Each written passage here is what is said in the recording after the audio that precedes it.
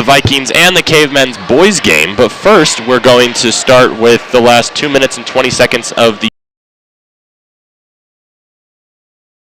14. 42-28 is the score. The Cavemen lead.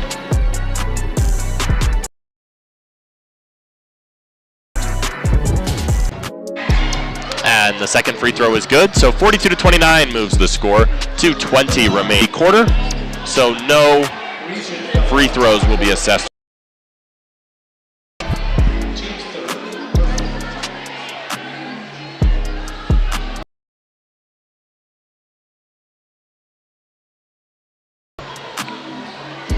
Or Cave Women. Are they the Cave Women in this, I think they're the Cave aspect? Just to keep their mascot and the same idea.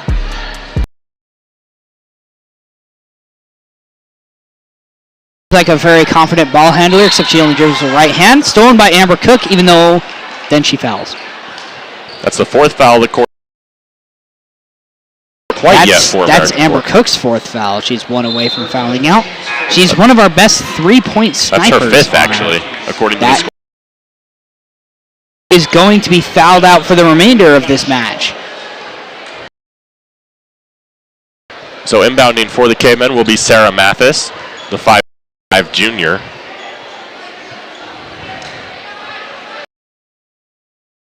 It gets out to Brinley Selk, who gets it to Condi. Callie Condi gets it back to Mathis. So Mathis with the ball, kind of right elbow. Off out to Condi. Condi drives baseline, takes it back out. Melville hands it off to Selk. Selk back to Melville. Melville drops it down low, back up to Selk. Selk drives left hand, kicks it to the corner. Just seconds remain on the shot clock. Shot goes up. Here come the Vikings. Here is Tabby Clark with the ball. Gives it out. That's Sarah Newman. Passes it. Another. Thought about going up for it. Doesn't. Still in the key. Kicks it up top. Lily Evans. Clark inside the paint. Wants to foul. Doesn't get it. Said they call it out on the Cavemen, so it's going to stay Viking basketball. 1:04 remaining here in this one.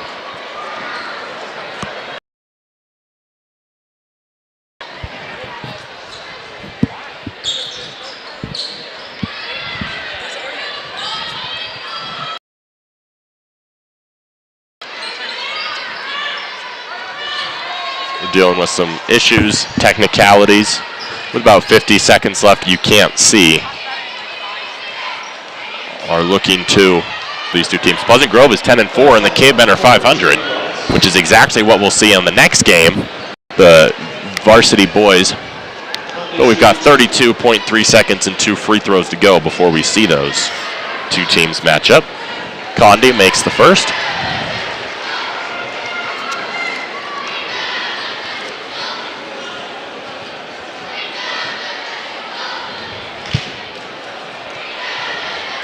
The Cavemen girls will travel to Lone Peak on Friday, playing once again at 7 p.m., and the Vikings will be home. Record moves to 10-5.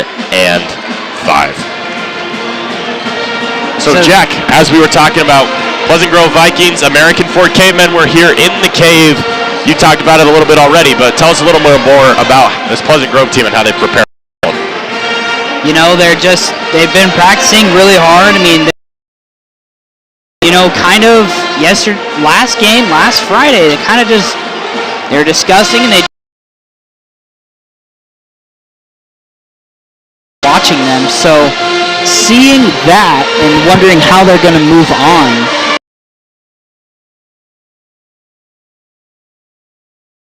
This would be a huge win. This would make themselves a presence inside of Region 3.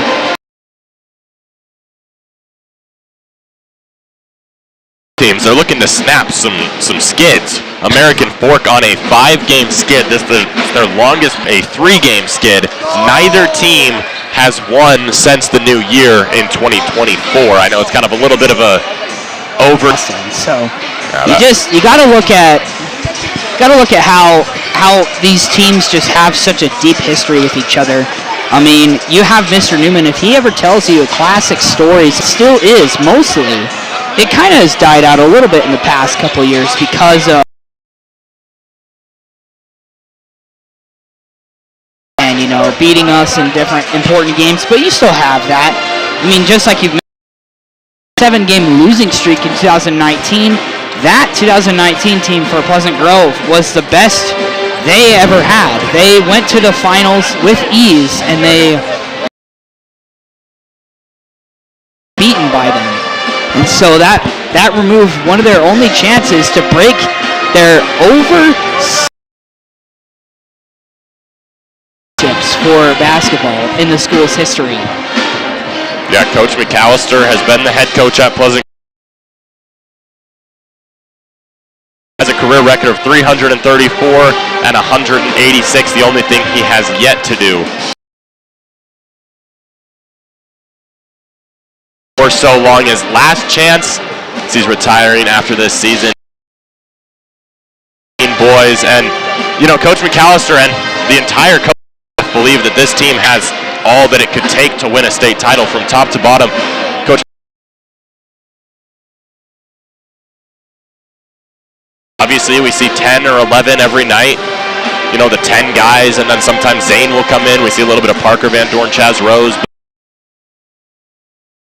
Hudson, Finn Spilsbury, Preston White. Like, those are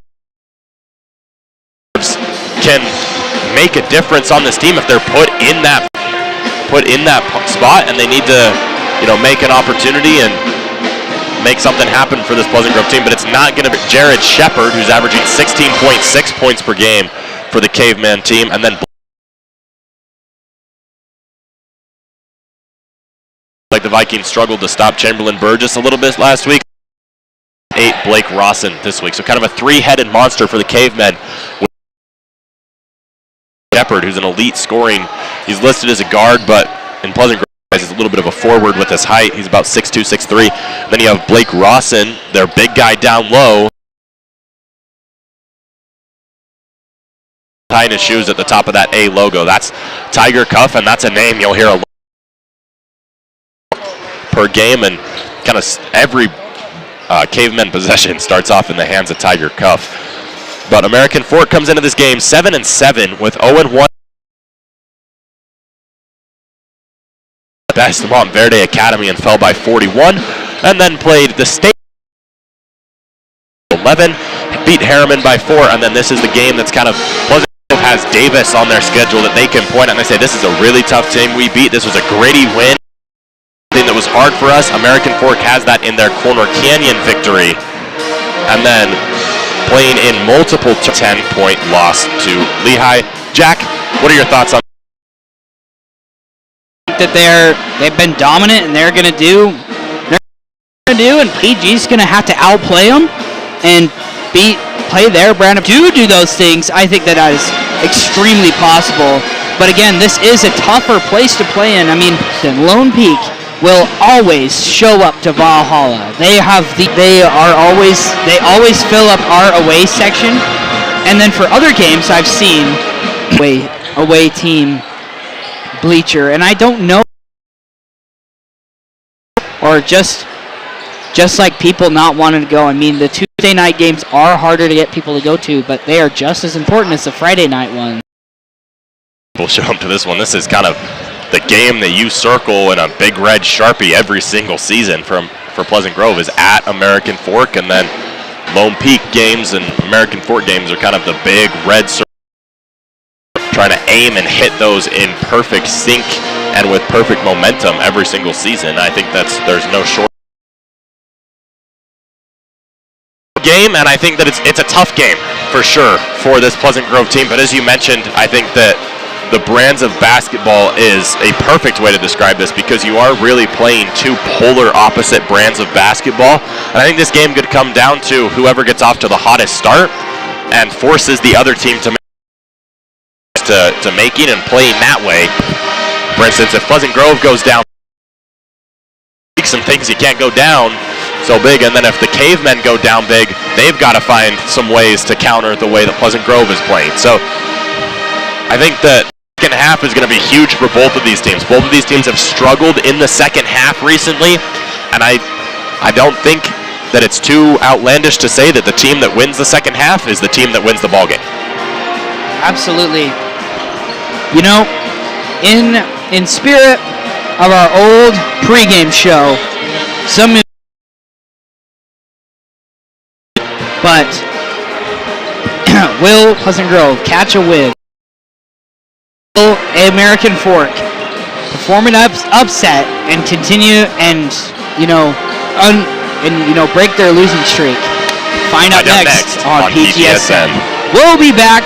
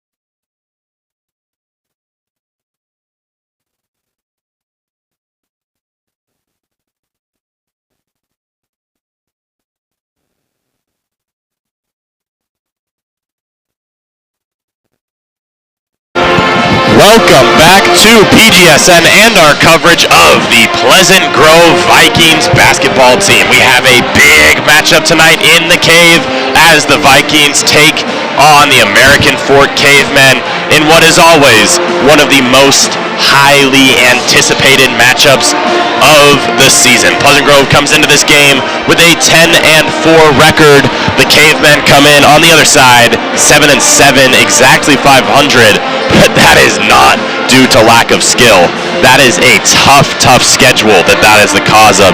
That includes number 1 nationally ranked Montverde Academy, number 1 in the state, the Alta Hawks, number 1 in the region, the Lehigh Pioneers, number 1 in region 1, I believe, maybe region 2, the Bingham Miners, and many teams from across the nation. So 7-7 may not look so good, but their schedule does, and their big 3 look so good. Tiger Cuff, Blake Rawson, and Jared Shepard are one of, if not the best, top 3 trios in the state.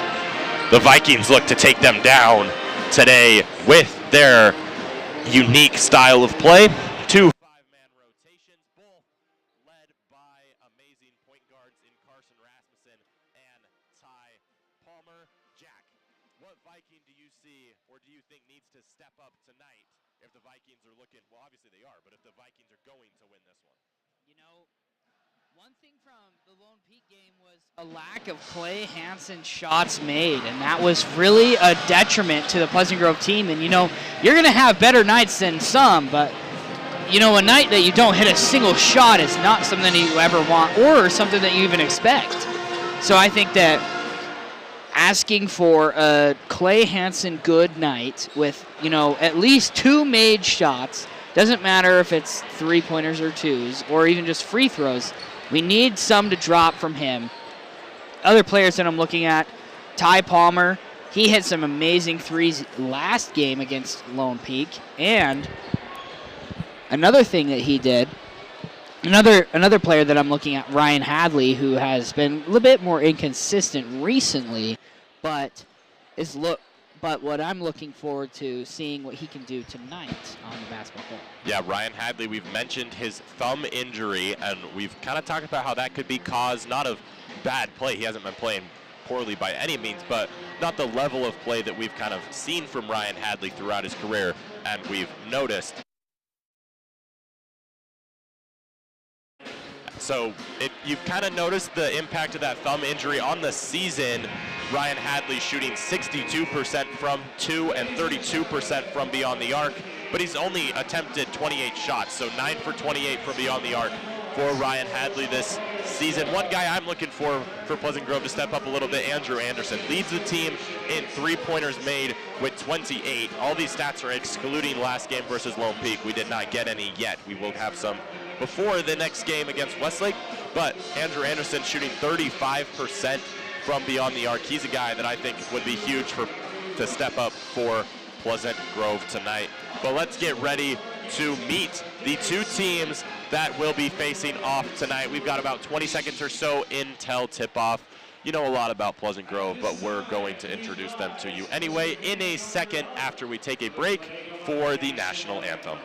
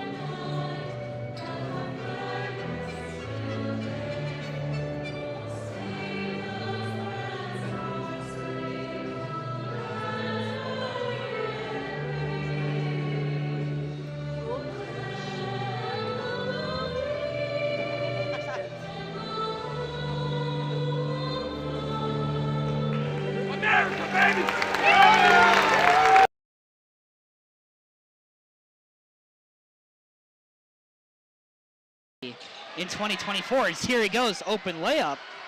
Be a shame if he missed that one. Tiger Cuff's gonna take a dive. And Carson Rasmussen is going to take a foul for that one and some boos. Rasmussen's gonna start, he's gonna start talking, and they're gonna sub out their 5 guys. You know, maybe get the adrenaline to go down a little bit before he makes a silly mistake. That wouldn't be something that Pleasant Grove wants. Yeah, Pleasant Grove and Coach McAllister thrive themselves on the way that they play smart basketball and they don't make mental mistakes. They're going to pull Carson out before his blood gets a little too hot and give him a chance to take a breather. Tiger Cuff to Thorpe. He's going to do a mid-range floater jumper fadeaway. It was like 4 different kinds of shots in one. Coast-to-coast pass. Back to Thorpe. To Cuff. Now to Mulholland inside. Here's Rawson. Gonna post up. Spin around. Never mind, he's gonna shoot it from outside, and that's Thorpe for 3 again. Good possession by the Cavemen to find their open shot up top, and great job by Thorpe to sink it, and it's a 2-possession ball game again. Here's Ty Palmer, goes left, gonna kind of fake out. You know, that really faked out Shepard for just a second there, but then he really caught back on. Makai Peterson instantly steals it. It's like he was playing corner there with the leaping. Kicks it out, Ryan Hadley, corner 3 off the front of the rim. And a foul is going to go against Thorpe as he bumps Ty Palmer at the top of the key. So a competitive basketball game so far, and I don't know if anyone expected anything else whenever these two teams face off. It's going to be Hanson inbounding. Yeah, an unfortunate Ryan Hadley missed there, as we mentioned in the pregame show. Another thing I try to mention is Carson Rasmussen hasn't even attempted a 3 this year, which I understand because in Georgia he was really struggling to, you know, shoot without getting blocked. They're trying to call a backcourt, but it didn't actually go over the line and hit the inside yet. So that's Clay Hanson. You know, if this was 21, I think the Cavemen's score would be erased back to 0. Yeah, Makai Peterson misses the shot, but Clay Hanson does a good job of getting an offensive rebound and, you know, putting the ball back up for 2 points. Rawson immediately got double teamed, and they're going to call foul on Makai Peterson as Tiger Cuff goes up for a shot. Yeah, that's the 3rd on Pleasant Grove this quarter. The Cavemen have 4th, so if they foul again in the remaining 2:15, Pleasant Grove will go to the line for 2.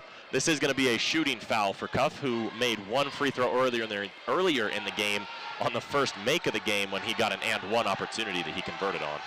His first one here is good. So as something else is Carson Rasmussen, his 3-point shot, you've seen him give up 2 open 3s already this game.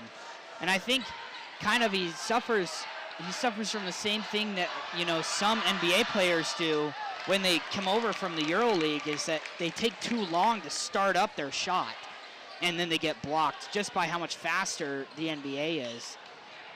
And so just kind of a similar way, and that's going to be Clay Hanson. Layup off the side of the backboard, and that's unfortunate. That's just an off-balance shot. That's something that Pleasant Grove's looking to not do, but it's what Hanson felt like he needed to do on that possession. That's just a good move down low by Xander Hale, who comes off the bench and scores in his first little bit of action to make it a 5-point game once again. It's be stolen. Comes Shepard as Xander Hale gets it tipped away from Andrew Anderson. Something that teams are never going to have when they play Pleasant Grove is a easy, fast break. And that's what Pleasant Grove has shown throughout this game, just in the first 6 minutes or so, is their ability to get back on defense and force some pokes out of bounds or turnovers as the opposing team thinks they might have an easy bucket. Tiger Cuff on the inbound here. Mulford's back in for the Cavemen. Gets it into Emmett Red. His first possession of this game. It's going to be pushed back out by Riker Mickelson as a coast-to-coast pass to Diego Mulford, and then inside, that's going to be Xander Hale. So he is just a presence down low that it's going to be hard to deal with. Rasmussen, shimmy move in the paint, and he's going to get fouled on the shot. Yeah, I don't know why Mulford wasn't defending Rasmussen as he came up the court there. I expected that to be a whole game assignment, maybe just something because Pleasant Grove moves so fast, Mulford didn't have time to get where they usually want him to. But Rasmussen gets where he's trying to go, and that's the free throw line. You know, something that's interesting is that I think that Mulford wouldn't have fallen for any hezzy moves that Rasmussen has, and that's just because he's on the same level as Rasmussen. Rasmussen's right there, and he's not going to fall over due to the moves. As easily, that's going to be PG's ball as it's poked out by Tiger Cuff. So 1:19 remaining here. We apologize that you don't have the clock on your screen. We opted for a smooth broadcast over being able to have you guys see the clock. The other connection that allows us to use the clock was a little choppy, as if you saw the beginning of the show, that's what you would have noticed. But Jackson Brown straightaway three, no good. Hilliard grabs the rebound. Hilliard into Rasmussen, he's in the hood. He's gonna spin move, trying to get out of there. It's be stolen by Xander Hale. That was a good move by Rasmussen. I think he just got unlucky with Hale being in the right place at the right time and get an opportunity to take that one away. So yeah, that's be stolen by Jackson Brown. Goes in, gives it to Mickelson. His layup is good, and he lands on Jared Shepard. Yeah, Shepard. Some AF fans not happy with that. So here comes American Fork. Here's Diego Mulford. Tiger Cuff in the elbow. Diego Mulford again gives it in the corner. That's a three from Shepard. It's good. Shepard gets some payback on the Vikings. Milo Johansson in the corner gives it to Jackson Brown. Layup is no good, but the foul. So Pleasant Grove's gotten to the free throw line a lot so far today, or not necessarily a lot, but more than usual. Jackson Brown, not a high volume shooter from the charity stripe, only 9 for 13 so far on the season. He's going to add 2 more attempts and hopefully for him 2 more makes this trip. His first, no good. As now he is not on our roster. But a caveman number 20 checks in.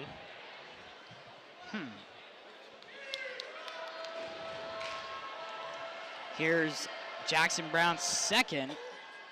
It's no good again. That's unfortunate. Rims just out. Here is Tiger Cuff with the ball. About 10 seconds left here in this quarter. Shot clock's off. Tiger Cuff gives it to the unnamed player. Tiger Cuff, quick three, no good. That one was loud off the side of the rim. Yeah. But 24-17 after 1. So 7-point lead, and that's going to be the end of the first quarter. You know, looking into what I saw in that quarter, I was looking at PG's three-point percentage hasn't been very good. So you gotta up that up. Gotta get better shots up. So as we bring your attention to, it's now time to talk about one of my favorite things to talk about. That's food, more specifically food from Chubby's Cafe. We'll step aside for a second.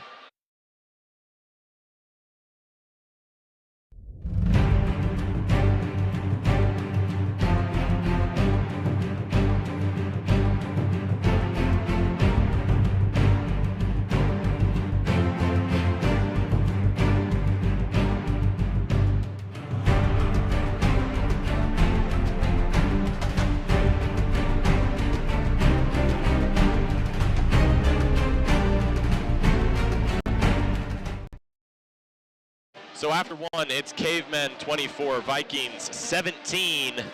A competitive back and forth first quarter. Jack, what did you see? I saw, you know, a lot of PG turnovers, but then a lot of steals from Pleasant Grove as well. So a lot of tipped passes to go up for easy layups. That resulted in way more free throws than Pleasant Grove usually takes. And unfortunately, some of those didn't go very well. Clay Hansen's third didn't go in, and both of Jackson Brown's did not fall. But as far as the other things, I mean, Pleasant Grove has been playing fairly well on offense. A couple of not great shot selection, and then of course getting the ball trapped on the baseline. Mulford has been a huge part of those turnovers for American Fork, and he's the guy hounding Ty Palmer. He continues to hound Ty Palmer, even as he crosses the timeline. Ty Palmer to Ryan Hadley. Gives it in the corner to Andrew Anderson.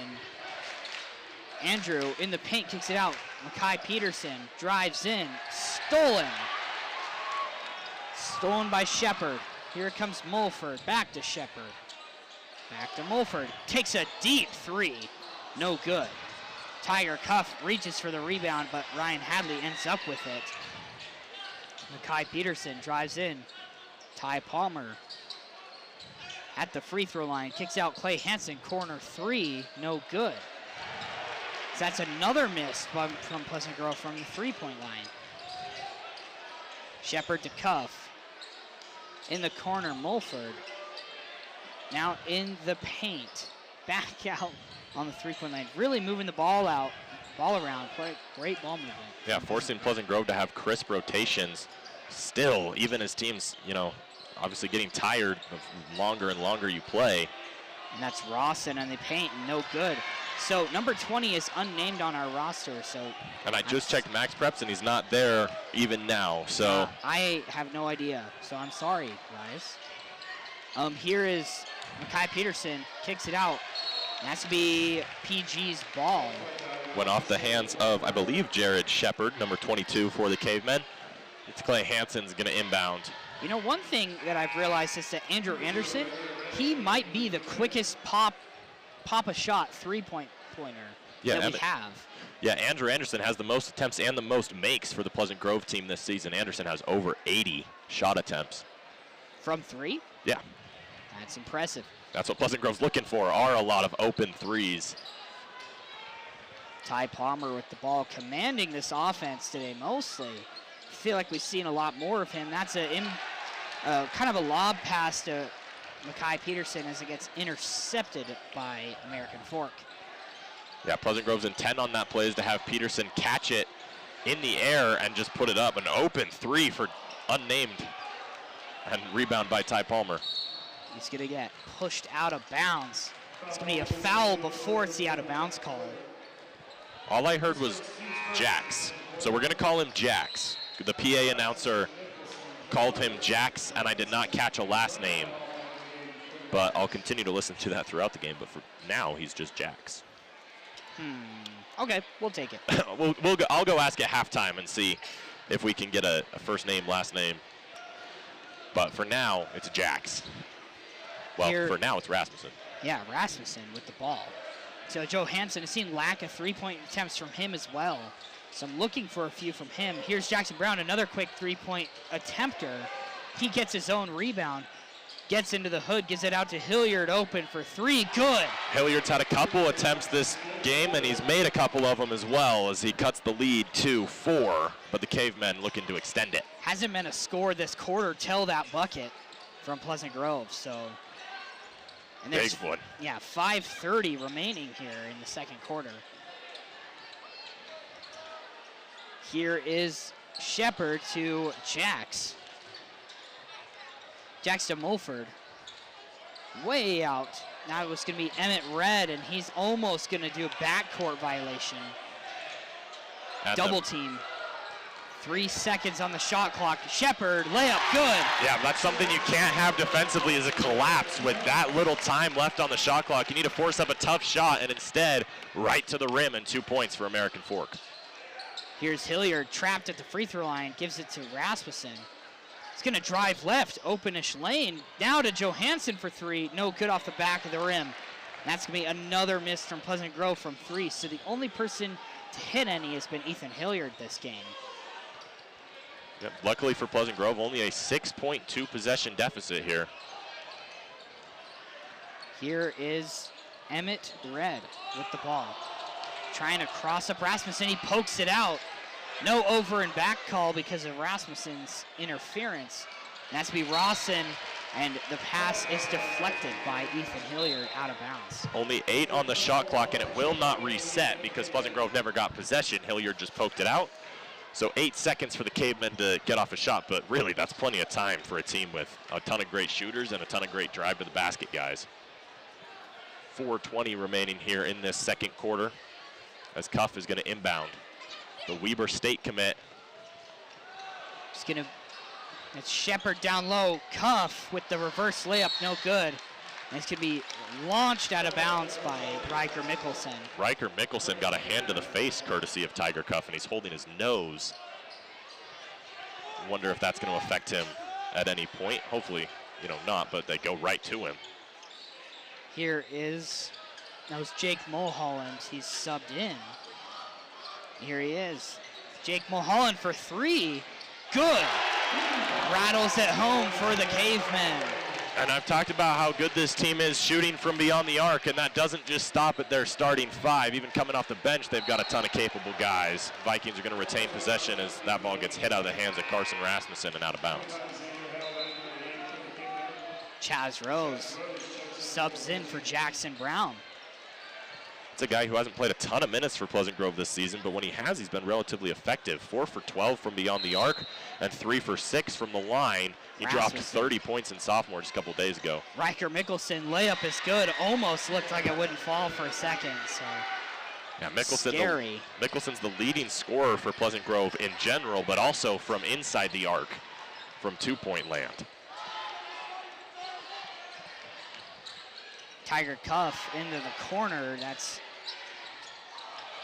Shepard out to Jax for 3. Good. And the only thing Pleasant Grove can do right now is push the pace, and that's exactly what they're doing with Rasmussen.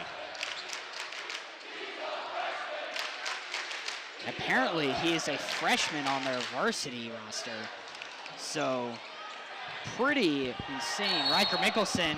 Travel's called. Going to be travel violation. I think Riker's just got to be a little grateful that they didn't call a charge on him and he didn't get tagged for a foul. Yeah.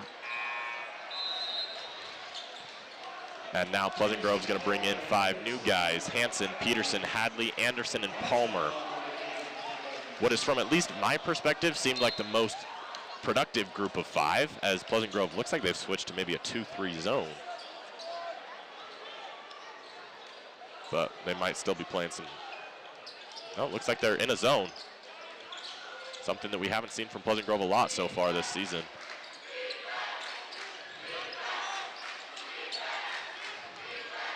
I think this is to combat kind of the more open shots from beyond the arc. Here's Jax back in the corner. No 3 taken. And what a block called on Ryan Hadley. Thought he had his feet planted. They say he did not, and he's going to go to the line for an extra point, and that extends their lead to 12 here. Yeah, Jared Shepard a little surprised he didn't pop that shot from the corner. Instead, he drives in and draws the end one opportunity. Still might get 3 points. And he does. And now it's going to bring in Emmett Red, and out comes the man of the hour, Jared Shepard, the senior, as he's going to take a breather. Inbound to Ty Palmer. He's going to get past Emmett Red. Going to give it to Clay Hansen. Ryan Hadley with the ball. Inside to Clay.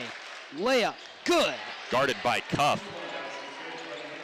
Hansen puts it over him.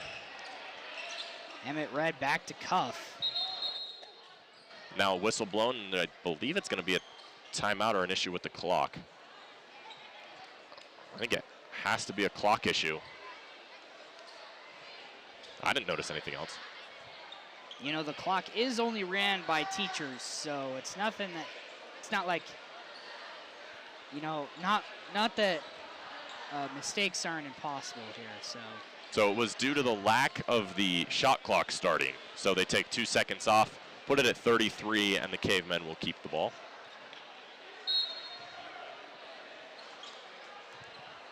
Here is Jax with the ball. Gives it to Mulholland, open for 3. Emmett Red, no good. Tiger Cuff back out. Now to Mulholland, down low to Xander. Now to Red. Moving the ball around amazingly, American Fork. Mulholland, back to Red, back to Jax. Stolen by Andrew Anderson. Here he comes down the court. Jax almost gets it. They're going to call PG ball. The American Fork student section not too happy with that one, but Pleasant Grove down 11 is going to look to cut the lead to single digits and kind of keep themselves in this one heading towards the half. Mulford checks in and Shepard checks in for the Cavemen. Cuff checks out. Looks like he's limping a little bit. Looks like he was grabbing some part of his leg, but he gets brought out as well as Jax gets brought out as well. As Ty Palmer inbounds to Makai Peterson. Kai Peterson kicks it out. Ty Palmer, quick three off the front of the rim. Off the back of the rim, sorry. Clay Hansen now corner three off the front of the rim now. Ty Palmer with 2 offensive rebounds this possession, and then he gets fouled. Mulford hits the deck, but the foul's going to go on the Cavemen. The AF student section's calling for a technical, but I'm not sure what for.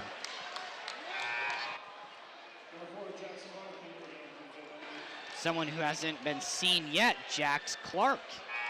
And Mulford comes out with his first foul. 6'8" Cuff comes back in. sophomore. So Emmett Red checks out for Tiger Cuff. Peterson slashes to the basket and finally rolls in. My goodness. Looked like it was balanced on the back of the rim. Here's Tiger Cuff with the ball. Back to Shepard. So Jared Shepard now to Mulholland, and that's Cuff down low, and that's gonna be off the hands of Jax Clark. The 6'8" sophomore forward, seeing his first action of the night, has one bounce off his fingertips, and the Vikings have 5 new guys in. So it's gonna come off. Their three-point shooting has not improved this game. I'm just really looking for the first one to drop that's gonna start the fire, that's gonna keep them going. You know, get the snowball rolling down the hill. So here is Carson Rasmussen bringing the ball down the court for Pleasant Grove. Gives it to Ethan Hilliard. He's the only one with 3-pointers tonight at all. Hilliard out to Milo Johansson. Johansson drives in, kicks it out. Jackson Brown barely catches it. Kind of looked like the perfect pass. And now a 3 is good. Milo Johansson finally puts one in for Pleasant Grove. I was gonna just say, as you were talking about the threes. Gonna say, can we say finally hits a 3? Not for Milo in specific, just the Vikings team. Xander down low. It's almost blocked by Jackson Brown. But that's what Pleasant Grove knew they were going to have to do when they adopted this philosophy. Was three's more than 2. You hit 3 on the other end. The other team could hit 2 on the other end, but you still get a 1-point addition. Yeah, you still have more points than the other team. Rasmussen in the final 10 seconds. Here's Jackson Brown. Hilliard, quick 3, no good. And that's gonna be Shepard just holding the ball until the time expires. So gonna leave the Vikings with a 8-point deficit. So 37-29 after the half. We will step away for a second and be back with halftime coverage.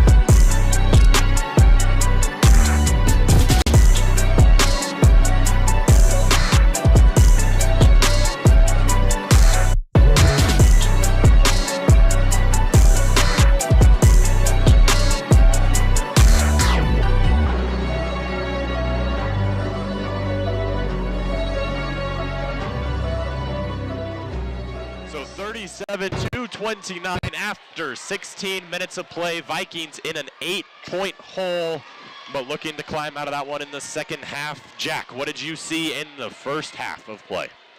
You know, just a huge thing is just Vikings could not get any shots from beyond the perimeter to drop. 3 threes through the first half, with many attempts. I could lost count due to how many we missed. I do know there's a missed one from Milo Johansson, 2 missed from Jackson Brown, couple missed from Ethan Hilliard as well, and then a miss from Ryan Hadley and Andrew Anderson. So basically everyone has shot it that you're going to see most of 3-pointers out of. Yeah, I think one thing that has been positive for Pleasant Grove, though, in that first half is when they are missing those shots, they're getting the offensive rebounds. Ty Palmer had 2 in 1 possession towards the end of that half before a foul occurred and Pleasant Grove kind of reset. But Pleasant Grove is one of the highest offensive rebounding teams in the state, no matter, despite their size. They're averaging 12.4 offensive rebounds per game. And I think that Pleasant Grove has played with a lot of heart and a lot of tenacity, but smart tenacity so far in the first half. Yeah.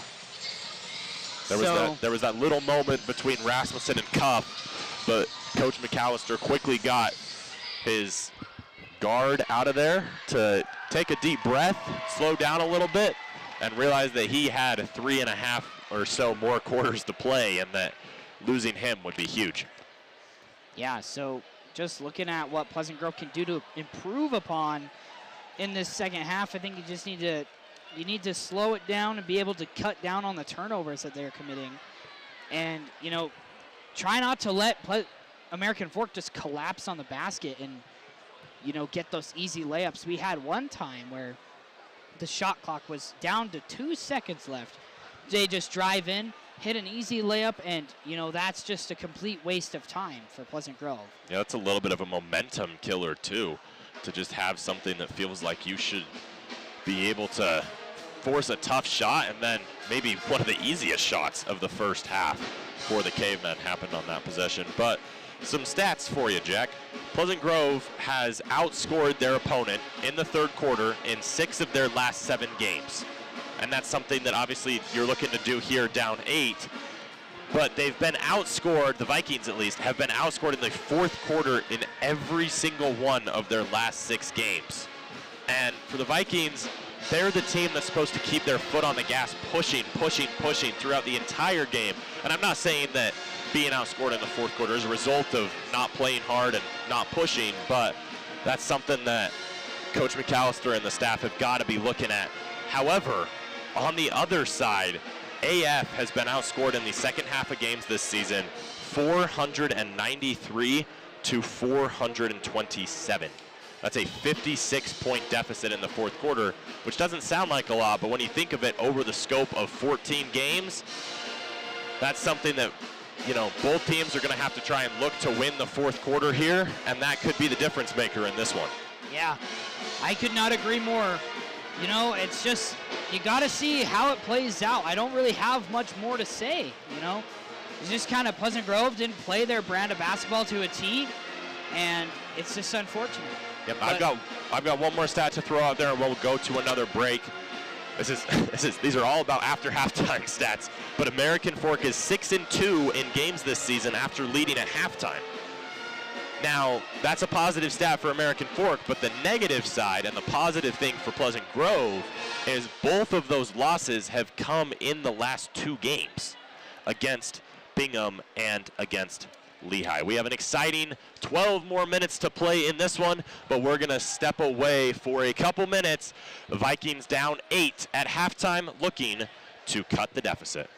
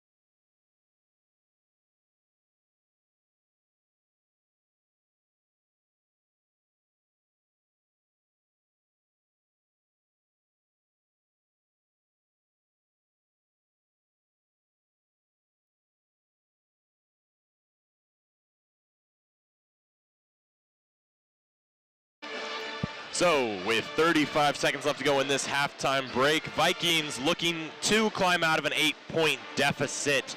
As we talked about in the first half, the threes kind of not falling for Pleasant Grove, and we've also noticed in games throughout the season that, you know, Pleasant Grove has struggled to hit the threes out of the gate at halftime. We'll see if that narrative changes tonight. The Vikings offense, which has been the 10 guys we usually see, and then a little bit of Chaz Rose for about 20, 30 seconds there, has been about as good as you could expect against a Cavemen team that, you know, only averages allowing 63 points per game while also playing some of the best teams in the nation. Yeah, I mean, here we go. Second half of basketball. Looking forward to it. This is the game you circled on your calendars. So grab your popcorn because we have 16 more great minutes of basketball. You say it kind of as an analogy, but I literally have this one circled on my calendar. Genius. And Coach Scoville has this one circled on his calendar in his room as well. So very nice. That's what I'm looking forward to. Mulford is looking for Tiger Cuff to open up this first half. Ty Palmer looking to guard Tiger Cuff. Tiger Cuff commanding the ball for American Fork for most of this game. Back to Shepard. Now in the corner for Mulford. Back to Shepard. Back to the corner for Mulford. It's tipped. Now it's stolen by Clay Hansen. Goes up. Layup. No good. And it's going to be... They called that American Fork ball. At least from the angle that I saw, that looks like it was off Justin Thorpe and there was nobody in the area. Now they do switch it to Viking ball. They called it American Fork, and that was just... I was a little confused. Yeah, it was confusing because it was like undeniable that it was PG's. Andrew Anderson, quick shot three, good! And that's huge for Pleasant Grove to get out of the gate with a three-pointer, and especially huge for Andrew Anderson to hit it as he's looking to get a little warm. Clay Hansen almost gets another jumping steal from a pass. Tiger Cuff throws it back to Mulford. You know, Tiger Cuff hasn't shot any three-pointers this game. Something I thought he would shoot, but no. Back to Tiger. Inside. Back out for Shepard. Good from three. And the Cavemen answer on the other end. Here's Ty Palmer. Drives in, kicks it out. That's Andrew Anderson, another three. Back to back, and Anderson is swaggy with it. Here is Mulford to Tiger. Now here's Thorpe. Out to Shepard, now to Tiger, back to Thorpe. Double teamed. Double team is backed off. Now Tiger commands ball. You know, it seems like whoever has the ball just draws a double team. Now down low. As a foul is going to be called, looks like it's going to go on Hansen for kind of grabbing Xander Hale as he fell over a little bit. I think Hansen was just too scared of falling in a group of five guys and having his face maybe used as a floor mat. Instead, it's going to send Xander Hale to the line for two.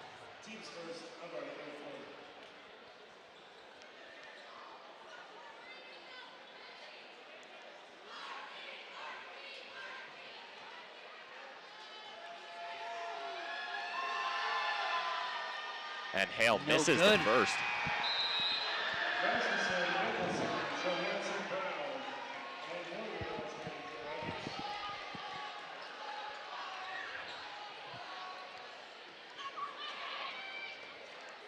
So Xander Hale going up for the second.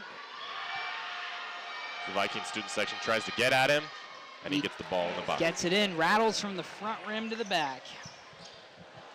Carson Rasmussen is subbed in, as well as Team White. I think this White team. I'm not sure. Yeah, I've never really gotten it straight, to be completely honest. Yeah. That pass to Milo Johansson is tipped out of bounds, and it's going to be PG ball. And Jared Shepard is arguing that it never touched him.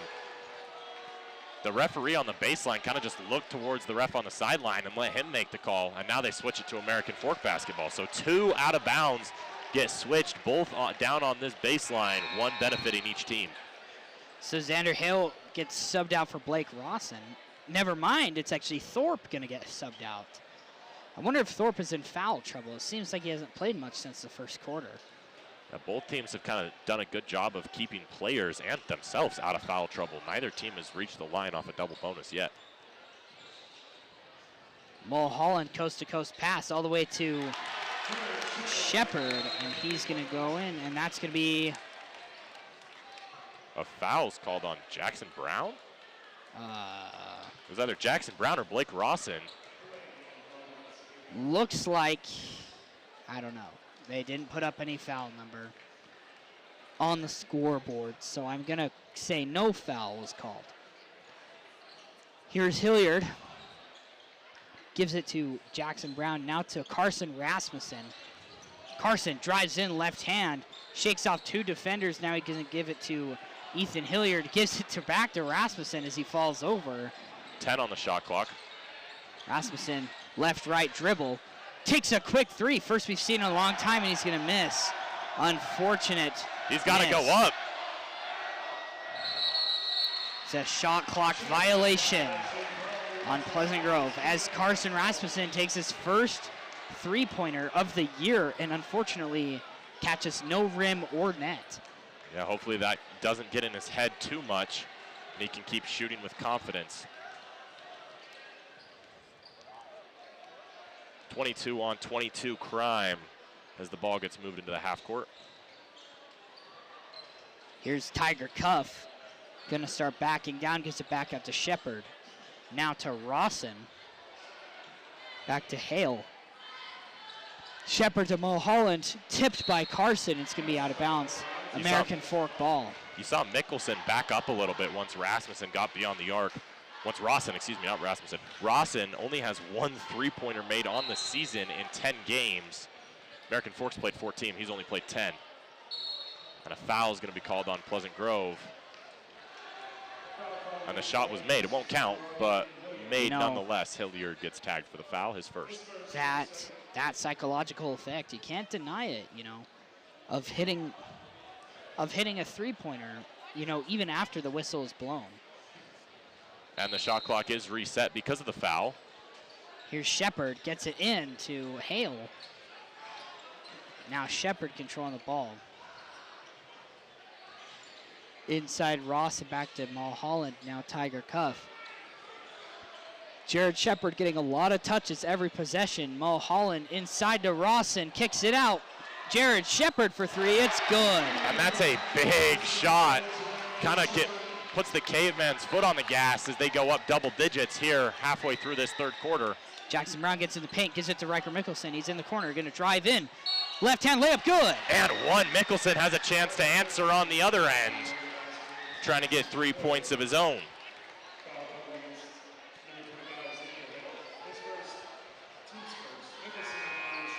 Mickelson, as I mentioned earlier, the most successful Viking from inside the three-point line. So he leads the Vikings with just under 11 points per game, and the majority of those coming from under the basket. He's trying to get one from the line here. Mickelsen's second. It's good. So here is Jared Shepard. Just hit that huge three for American Fork, keeping them a steady 8 points ahead of Pleasant Grove for most of this game. This is kind of what we saw with the Vikings, as there's a three. And Holland's going to hit that. Pleasant Grove cannot leave this American Fork team open. I thought that was established, but they still do. Here's Ethan Hilliard. Quick three, good. Anything you can do, I can do better. Answer the phone on both ends as the Vikings match the Cavemen's three, who are matching the Vikings three. Man on the ground. Travel called. Coach Ryan Cuff wanted a timeout, but the refs are going to whistle a travel, and it's going to be Viking basketball. And now looks like Johansson was hit in the midsection. He's not feeling great. Yeah, limping off. The Vikings were substituting their 5 guys anyway. But he's going to go sit down. He's kind of mad that there wasn't a personal foul there. Yeah, I think he thinks that he got hit a little bit after the play. That once the Cavemen knew that It was either a timeout or a foul, or a travel, excuse me. I think Johansson thinks he was hit a little late, but hopefully he is okay. That'll be something to monitor throughout the rest of this one. Is that Johansson on the middle of the bench? No, Johansson's walking back with his Gatorade as Jackson Brown is, digging up for his Jersey Mike sandwich. Mid-game sandwich cannot do you harm. Here is Makai Peterson, layup, floater layup. He's going to try to punch it out of bounds off of an American Fork foot, but to no avail. Tiger Cuff commanding the Cavemen offense now. So Thorpe is back into Mulholland. It's stolen by Makai Peterson. He keeps it. Just barely, but just barely counts. Yeah. Into the corner, Clay Hansen for three. He's going to finally hit one. We talked about Clay Hansen, and Clay Hansen wants to talk to us, Tiger Cuff. Clay Hansen's play speaks for itself. As it speaks to us, sorry. As now another turnover by the Cavemen. Sometimes I fumble a commentating moment. There's Clay Hansen, another three. No good. Andrew Anderson went up. He could have dunked that if he had the ball in his hands. My goodness, I didn't know Andrew Anderson had that kind of bounce in him. Looks like he does. Here's Shepard. Goes up for the layup. He's going to kick it out to Mulholland. That one went off Palmer's hands, which is kind of why Cuff didn't get a clean look at it. And one. Blake Rawson, tough finish, tough bucket. Off the foul from over the back foul from Ryan Hadley. Hadley's second, Pleasant Grove's third of the quarter with 2:23 remaining. American Fork only has one in this period.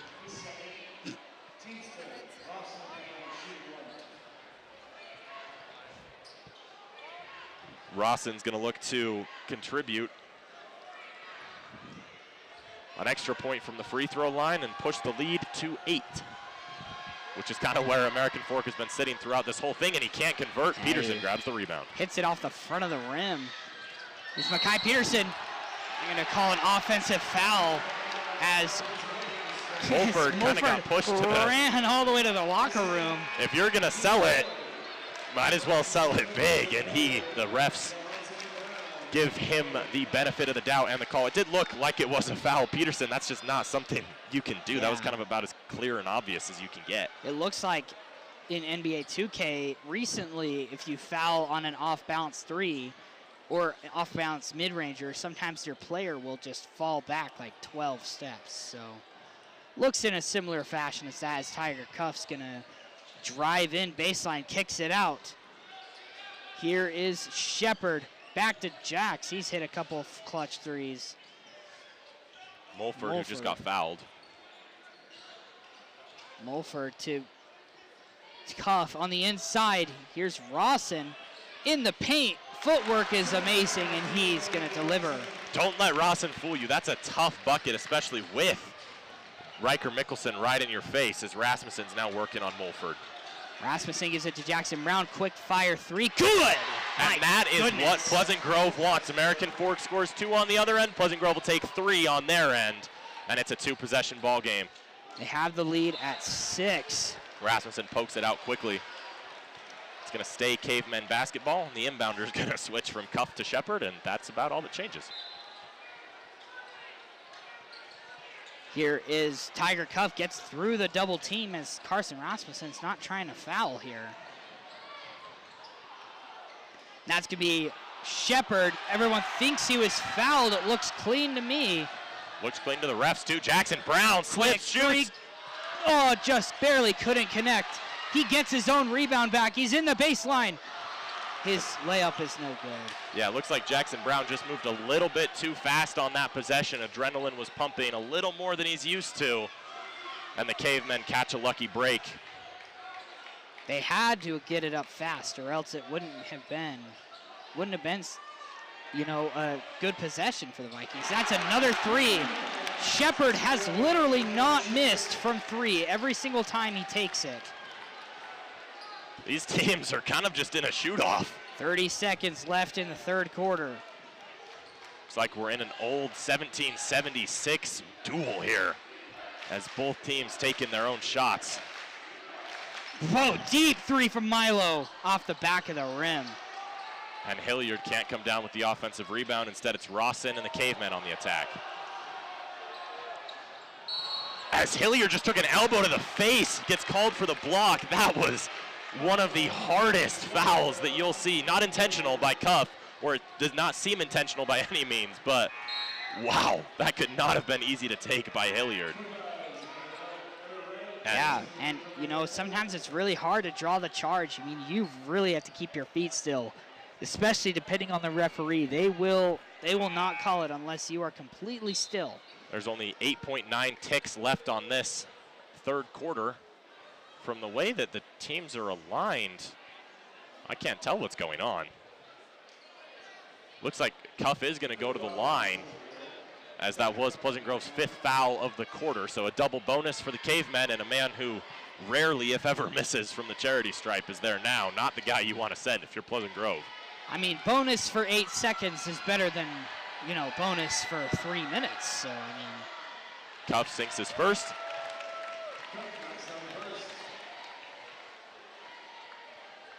I was kind of interested early in the third quarter. We didn't see a lot of Diego Mulford. He came in, drew a foul off Makai Peterson almost immediately.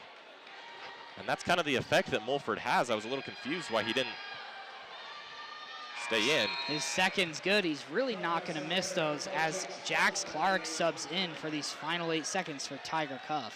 Pleasant Grove could use as many points as they can get in these last 9 seconds before heading into the fourth quarter. It's not going to be easy with Mulford hounding Rasmussen. Rasmussen trying to get around him, doing a couple hand things, and they're going to... Say he stepped out of... No foul is going to be called on Mulford.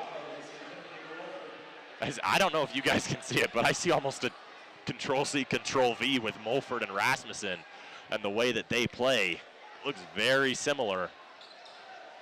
Just one of them's in white and one of them's in gray. They got to get it to Hilliard. He's our best shooter this game so far. Or to Jackson Brown. He's also been open.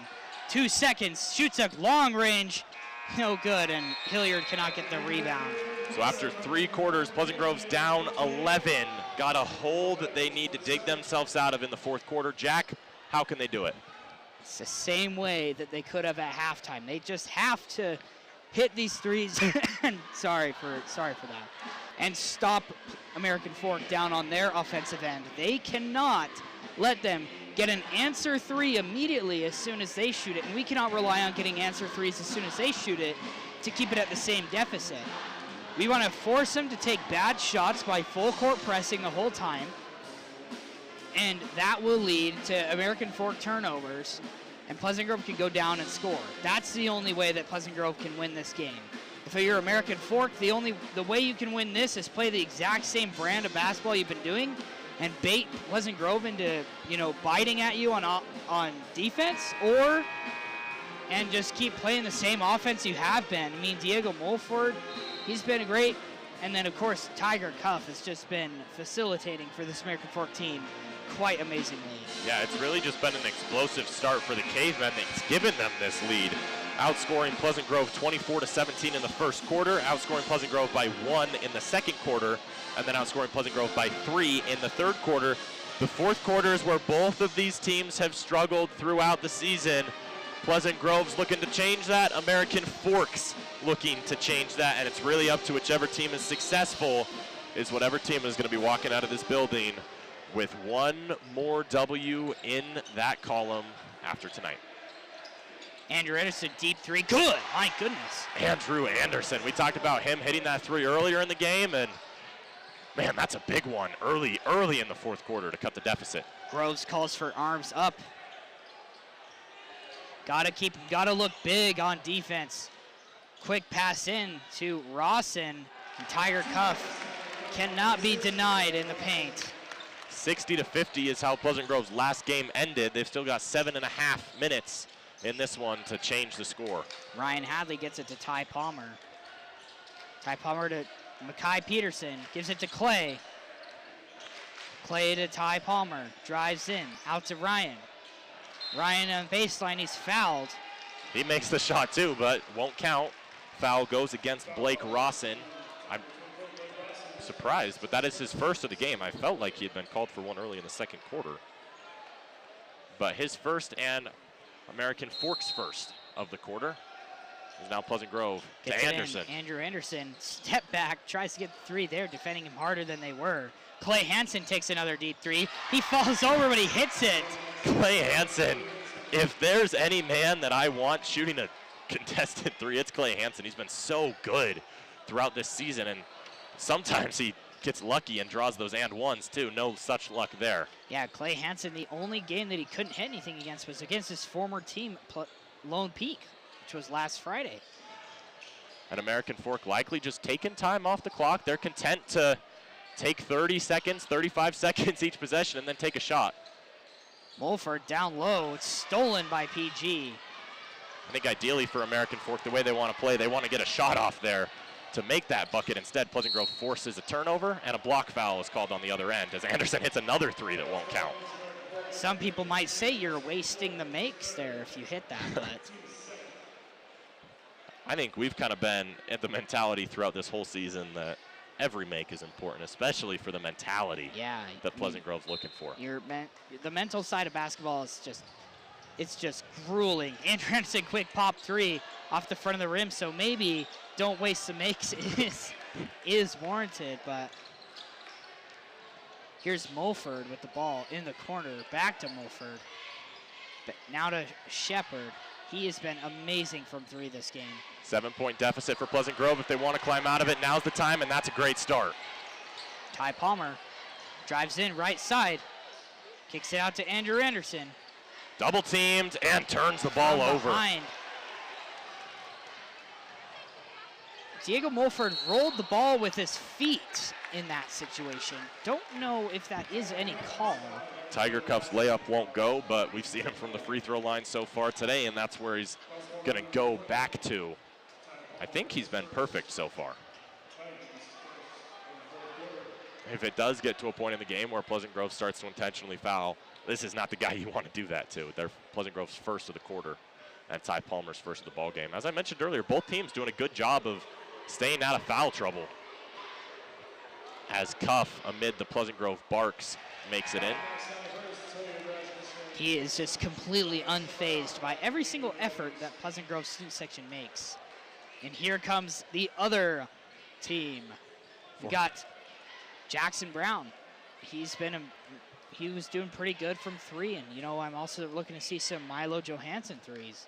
And Ethan Hilliard, he's been amazing. Cuff, he can miss. He missed his first one after hitting 7 in a row. So there you go. I guess he can miss. Rasmussen with the ball. Gets it into Riker Mickelson on the inside of the paint. Drive in the paint, working his work. Gets it stripped. Riker Mickelson obviously looking for a foul there. Ends up just a great defensive play by Jared Shepard to get the Cavemen the ball back. Here's Thorpe on the inside. Tiger Cuff. Travel is called. Cuff had a free whip to the basket after he whipped around on that twist. And instead, a travel gets called. He took one too many steps, and Pleasant Grove now gets the ball back. Here's Rasmussen to Jackson Brown. Now Hilliard, deep three. No good off the side of the rim. It's almost recovered, and now it's going to be thrown out of bounds by American Fork. Yeah, that pass went to Zane Windsor, who's sitting on the end of the Pleasant Grove bench. So not where American Fork was intending to sky that one, and the Vikings get a second chance.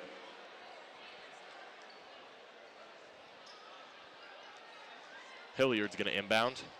It's Mulholland. I don't know how you would say it. Mulholland. That's probably the right way to say it. Here is Rasmussen, drives in, gives it out to Riker, fakes a three for a second.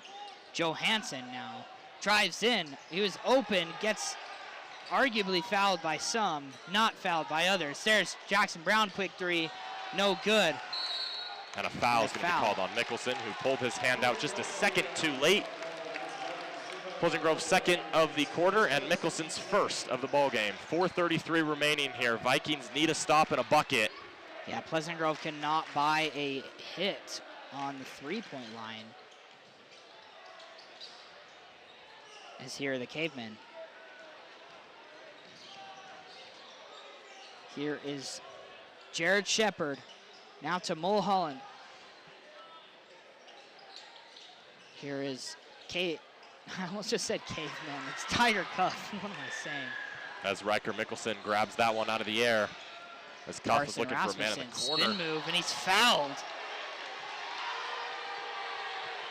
And Pleasant Grove student section is very happy about that one. It sounds like that's been one they've been looking for a long time.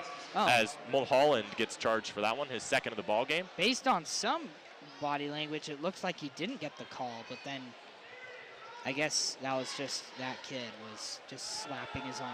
So not only Rasmussen's first is no good.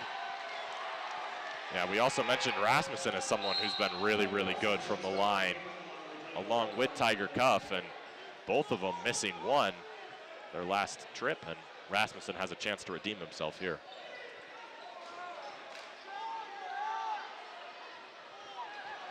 Rasmussen, his second, good.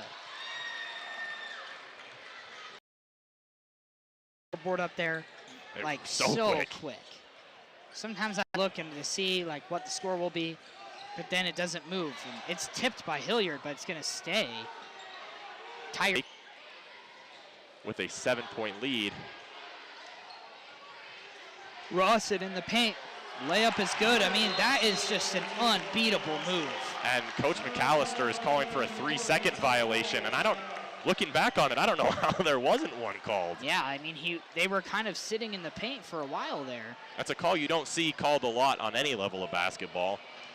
But it usually doesn't get called off ball. But usually in a scenario like that, it's going to get whistled. And I believe that's probably what Coach Scoville's talking to the ref about.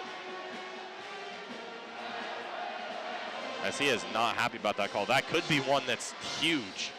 That's the possibility of, hoping that Pleasant Grove goes down and hits a three-pointer on the other end. That's possibly a 5-point swing there as you take away the turnover and the Cavemen contribute. And don't get me wrong, that was a very, very, very tough basket down low to keep his feet where he wanted them and make the shot. But Pleasant Grove's coaching staff not happy about the call, or lack thereof.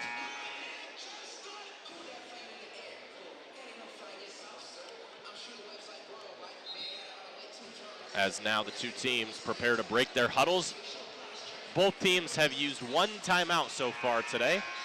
Usually we don't see Coach McAllister use one till about now. He used one early in the first quarter.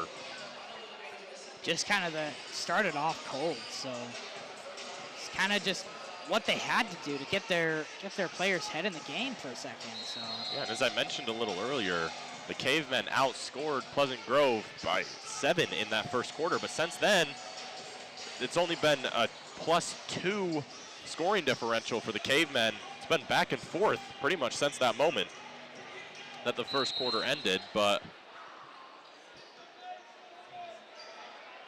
Ty Palmer is going to take this one up the court for Pleasant Grove. Here's Ryan Hadley. Ryan Hadley gets it into Ty Palmer. It's going to be out of bounds, PG's ball. Shepard has not been happy about a couple calls that have been whistled off his hands.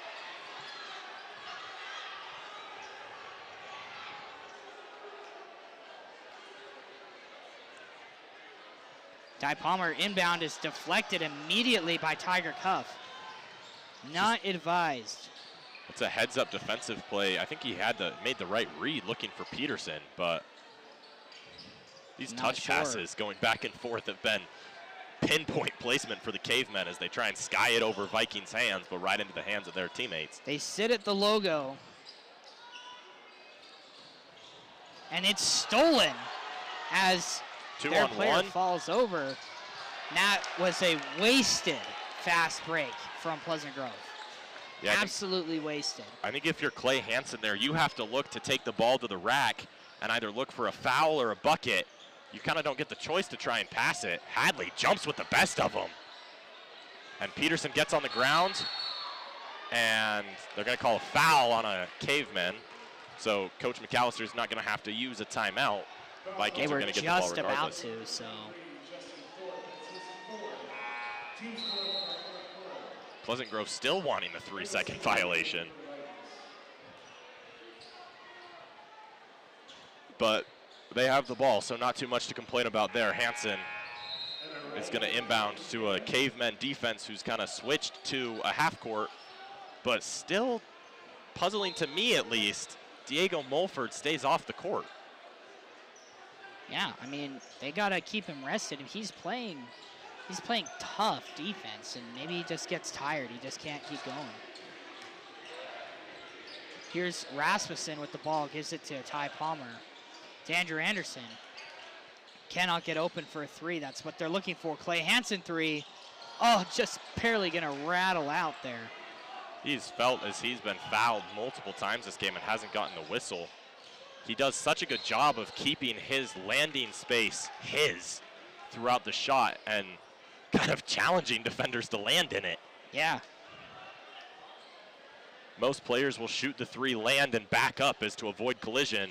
Clay Hansen shoots, is confident, keeps his feet planted. Eyes a foul. Just hasn't gotten, he's gotten one of them today. Emmett Red. Jared Shepard. Now back to Tiger Cuff. Be a block. A reach-in foul. So. Rasmussen takes his second. Pleasant Grove's third of the quarter, so they've got one more foul to give before sending the Cavemen to the line. Jax comes in for the Cavemen, as well as Mulholland. Mulford, again, I probably shouldn't be one to criticize a head coach whose team is up 9, but I'm just baffled why Mulford is still sitting on the bench. Not sure. They're calling a foul. Yeah, another foul as Pleasant Grove tries to go on the inbound. It's Ty Palmer. Takes his second, and Pleasant Grove, neither team actually has any more fouls left to give. They get it in. Now here's... And Clay Hansen draws the charge and holds his head in pain. But, man, the best medicine for him in that moment would be the charge call, and that's exactly what he gets. Emmett Red and Justin Thorpe sub in, taking Jax and Mulholland out as they want their starters in. Their starters and some of their best players. Andrew Anderson almost stolen. It's tipped out of bounds by Emmett Red. I've been kind of puzzled throughout this whole game what American Fork's theme is, and I think I figured it out. I think it's a dad out. Are you sure? I think so. I'll explain why in a second, but Mickelson and the Vikings offense. Clay Hansen almost looks like he's going to go for the three, and it's going to be off of American Fork again. There's a lot of confusion and anger. I don't want to say anger. I feel like upset. Frustration is probably the right word by American Fork. They feel like they've gotten some out-of-bounds calls that have gone the wrong way. Here's Ty Palmer. Drives right side. And a block foul is called. That's going to send Palmer to the line for 2. They wanted a charge. Coach Cuff just stands on his sideline with his arms spread out wide, saying, what else do you want him to do?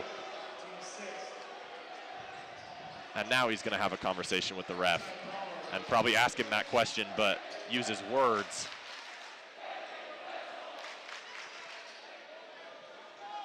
But Palmer's got a shot to... Palmer's first. Off the back of the ribbon, no good.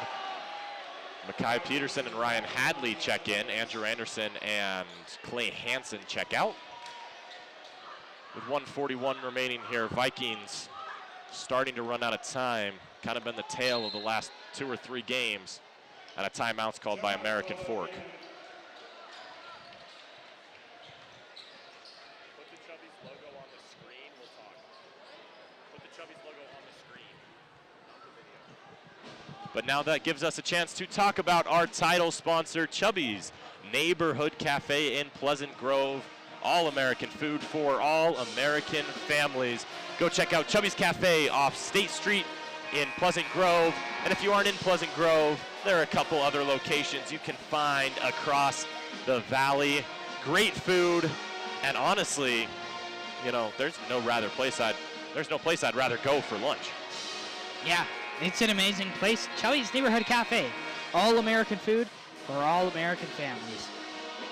So a 9-point ball game here as Pleasant Grove, you know, we've talked about it a couple times, but only the true story of the game has been a 7-point deficit after the first quarter for Pleasant Grove, and American Fork has kind of just kept the Vikings at arm's length.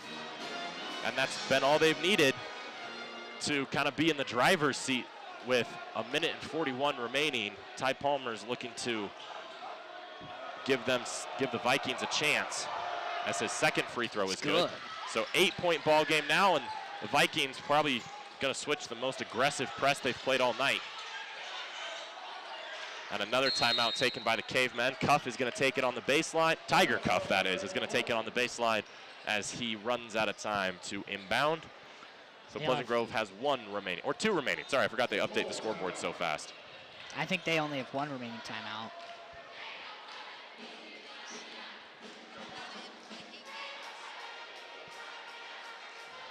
So, sorry, we kind of left all these ad breaks towards the end of the game, but there's a QR code on your screen. Gives you a chance to donate to PGSN. All proceeds go directly towards our program. We thank you for any support.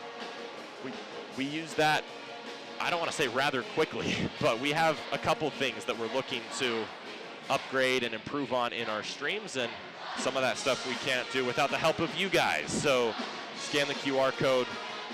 Any amount is greatly appreciated from us.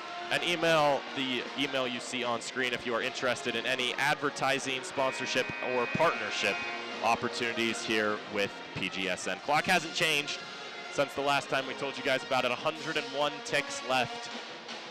And the Cavemen looking to exit victorious as they have an 8-point lead.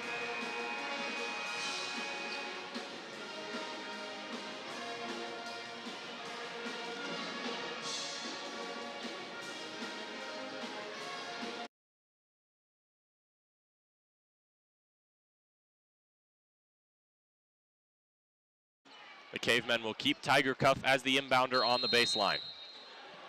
Tiger Cuff, after trying to get through that tough press that Pleasant Grove was giving. Get it into Jared Shepard. Vikings electing not to foul and instead just play tough defense. Shepard to Cuff. 22 seconds on the shot clock. Jax, now to Cuff. And another timeout called by the Cavemen. They have 1 left as Cuff was kind of twisted up with 3 guys, 3 Vikings, and then Cuff. And the other Cuff, the Cuff on the sideline, has 1 timeout remaining. And that bled about 22 seconds or so off the clock. So 1:19 remaining, 14 seconds remaining on the shot clock. We'll be back in just a second.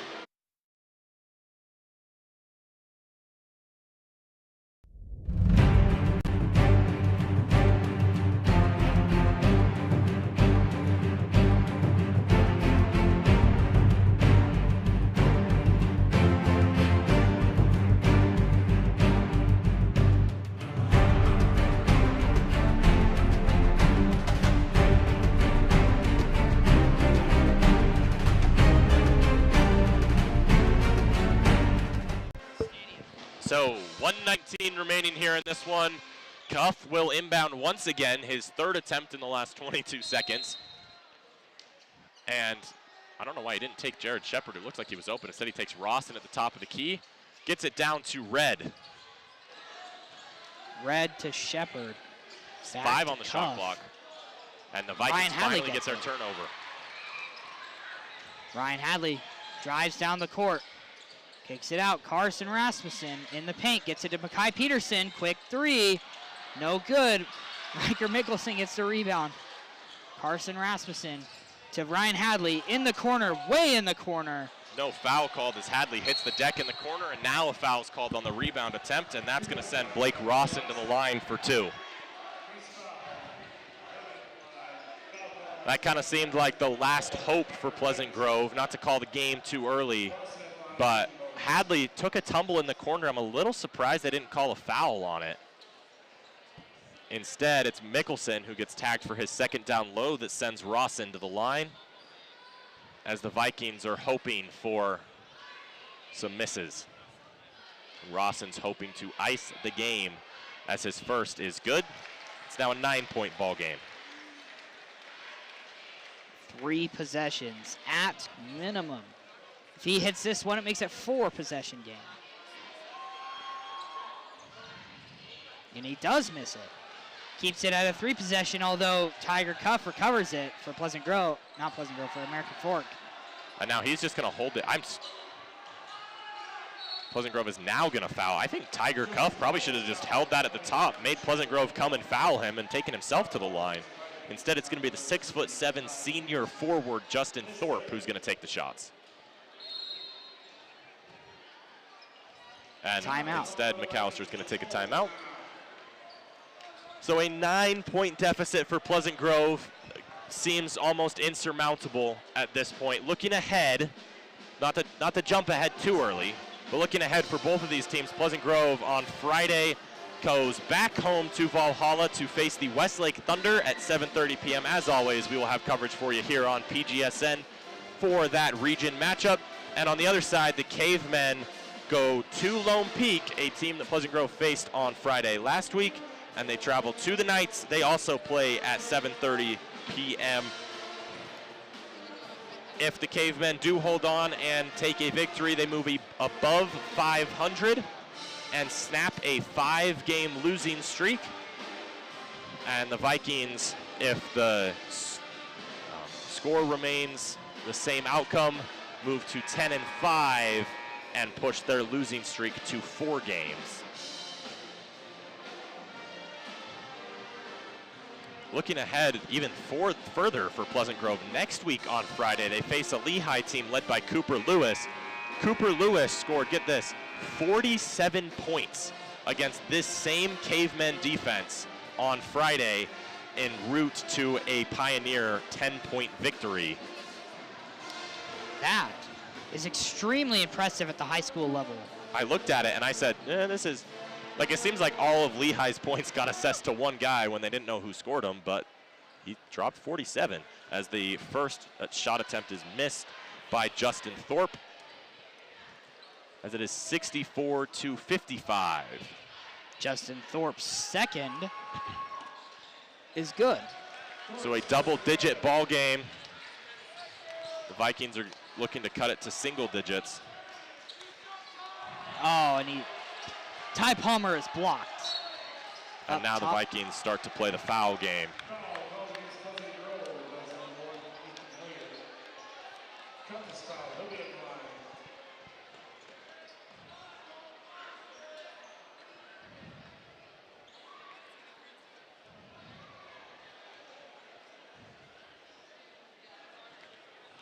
Cuff has missed 1 from the line today on many attempts. We don't have official numbers, but it's been a lot. And he's just going to stay with that 1 missed as he makes his first. And it's back to a 10-point ball game? I thought it was already a 10-point ball game. Now it switches to 11. And now it's 12 after Cuff makes the second. Pleasant Grove looks like they're going to keep working at it, though. Anderson drives left-handed, loses it out of bounds. And that's kind of been what's happened to Pleasant Grove at the end of these last 2 games. They've started to play the game faster than they're used to, and it's resulted in turnovers and mistakes offensively, and then not being able to make up for it on the defensive end. And Cuff is going to go to the line one more time. I'm not sure why they fouled. This game has been stepped on the neck, if you will. It's gone. Yeah, so for Pleasant Grove, kind of the exact same game they played against Lone Peak, just with a little different numbers. Went down early, and then Lone Peak kind of just kept Pleasant Grove at arm's length. Lone Peak kept Pleasant Grove at about 4 to 8 points, and American Fork kept Pleasant Grove at about 6 to 10 points. And then Pleasant Grove not able to mount a comeback in the last couple minutes, and then the free throws that they purposely give up towards the end of the game have kind of, I don't want to say ran up the score, but have made the game seem a little less competitive than it really was, as Pleasant Grove goes down 14 in a game that they have not played like they've lost by 14.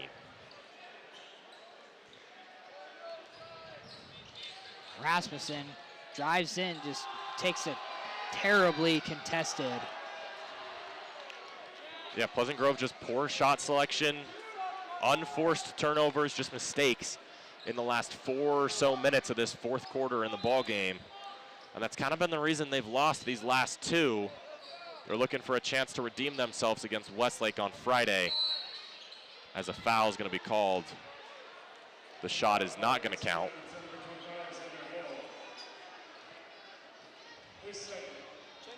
They are going to call it on the shot, though, so Peterson's going to take 2 shots from the line just for some practice that could come in handy towards the end of the season as he makes his first. And it's been moved to a 13-point ball game. So as you talked about, game's been stepped on the neck, nothing left to do in this one besides really wrap the bow. But Pleasant Grove's going to want to take a 3. Peterson fires away, no good, and that is going to end it. So Cavemen 69, Vikings 56, and that's where this one ends. Jack, what did you notice? Just terrible play at the end of the game by Pleasant Grove. Just not their offense executed very well, and that's probably because American Forks offense and defense were just so dominant all the way through. I mean, if Shepard just went 100% from 3, he did not miss a single time. So I think that they have to take this loss with a grain of salt and just head back home and try to get a win against Westlake and continue on through region play and try to improve their record after being 10-1. Yeah. Now being 10-5. I think for Pleasant Grove, as you mentioned, a lot of bad in those last 4 or so minutes of the ball game, but the other 28 were really a lot of good to look at. And I think that's what Pleasant Grove needs to focus on. You get to face this team, you get to face Lone Peak one more time in the regular season, and that's when you get to apply what you've learned. But Pleasant Grove scoreboard shows they lost by 13. They really lost by about 8 or 10. Jack, you got anything else to say about this one? Not really. Just tune in next time on Friday against Westlake, and we'll be there. Coverage will begin at 6:45. 6:45? Because it starts at 7:30. Starts at 7:30. No, it doesn't. No, it doesn't. I refuse to believe you. I'm pretty sure it starts at 7:30, but there are some more games to play before the boys play their varsity game. But that's all we got today. Vikings lose by 30. We will see you back in Valhalla on Friday night. For the last time tonight, I'm Alan Judson. I'm Jack Barnard. And have an amazing night.